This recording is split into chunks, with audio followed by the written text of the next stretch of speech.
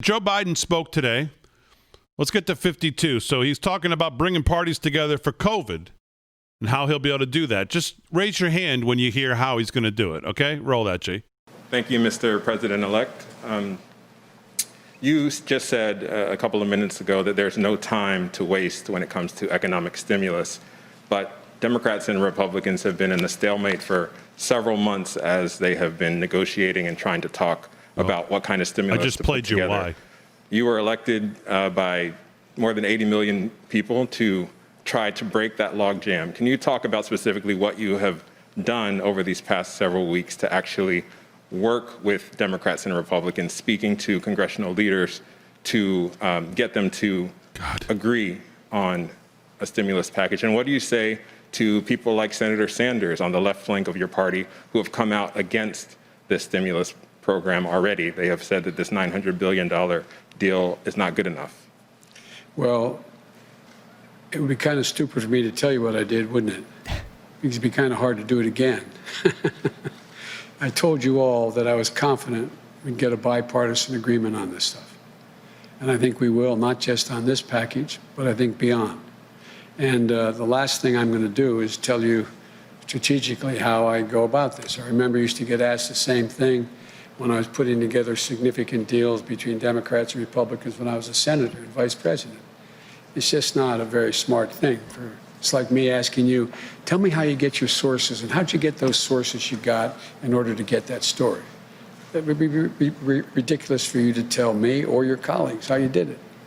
All I can say is I'm confident there are a sufficient number of Democrats and Republicans in the United States Senate, along with significant votes coming out of the House of Representatives, to put together a serious package that will keep us from going off the edge here, provide the kind of resources that are needed immediately. It's not going to satisfy everybody, but the option is if you insist on everything, we're likely to get nothing on both sides. And so I think they're on their way to being able to come up with a package that meets the basic immediate needs that we have. But I've made it real clear. It's just a down payment. This is not the end of the deal. So